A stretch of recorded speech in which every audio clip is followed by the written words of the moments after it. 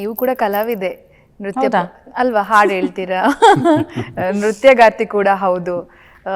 So ನಿಮ್ಮ ಮಗಳಿಗೂ ಕೂಡ ಆ ಕಲೆ ಬಂದ್ಬಿಟ್ಟಿದೆ. ಹಾಗೆ ಹಾಡಂತೂ ತುಂಬ ಅದ್ಭುತವಾಗಿ ಹಾಡ್ತಾರೆ ಅವರು. ಸೊ ಅವರ ಹಾಡುಗಳನ್ನು ನೀವು ಕೇಳುವಾಗ, ಇದರಲ್ಲೂ ಕೂಡ ಅರಗಿಣಿ ಹಾಡನ್ನು ತುಂಬ ಚೆನ್ನಾಗಿ ಹಾಡಿದ್ದಾರೆ.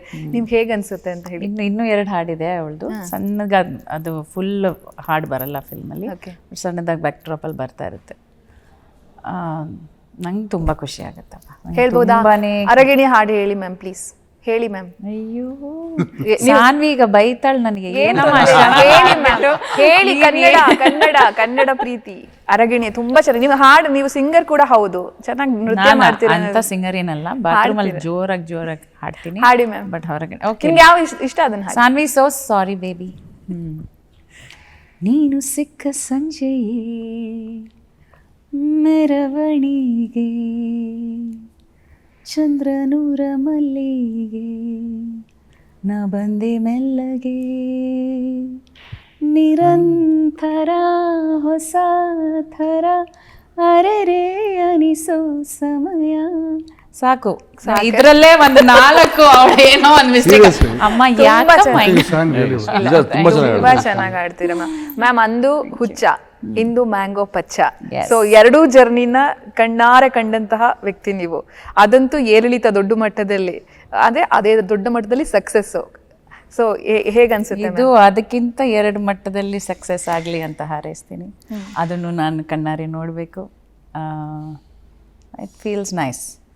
ಯಾರೋ ಹೇಳಿದ್ರು ಮೊನ್ನೆ ಒಂದಿನ, ತಮಾಷೆಗೆ ಹೇಳ್ತಾ ಇದ್ದೀನಿ, ಈಗ ಸುದೀಪ್ ಅವ್ರು ನೋಡಿ ಇದೇನು ಹೇಳ್ತಾರೋ ಗೊತ್ತಿಲ್ಲ.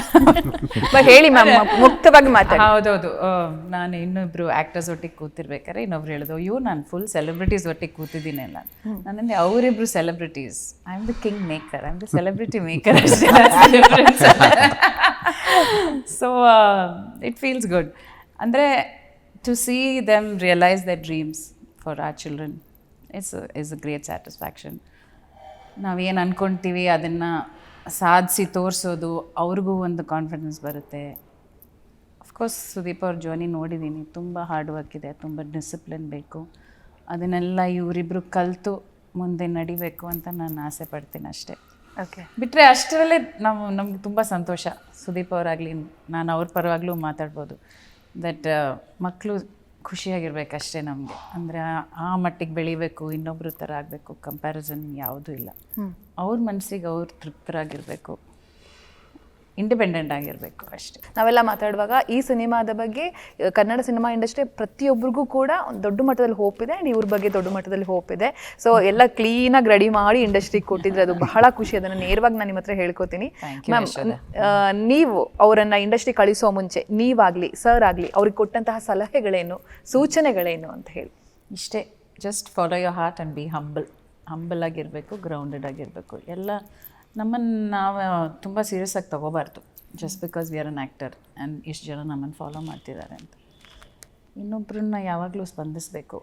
ಅವ್ರು ಹೇಳಿದ್ದು ಯಾವುದೇ ಇರಲಿ, ಅವರ ಪರ್ಸ್ಪೆಕ್ಟಿವಿಂದ ನಾವು ಅದನ್ನು ಅರ್ಥ ಮಾಡ್ಕೋಬೇಕು. ಫಸ್ಟು ಸ್ವಲ್ಪ ತಾಳ್ಮೆ, humility and lot of gratitude, because ಇದು ಎಲ್ಲರಿಗೂ ಬರಲ್ಲ.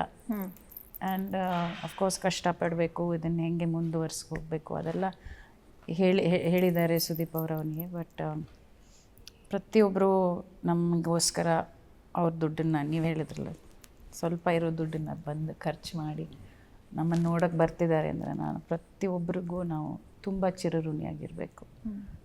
ಆ್ಯಂಡ್ ಆದಷ್ಟು we should see that we should not disappoint them. ಹೌದು. ಸೊ ದಟ್ ಶುಡ್ ಬಿ ಆ ಜರ್ನಿ ಅಷ್ಟೇ. ಓಕೆ,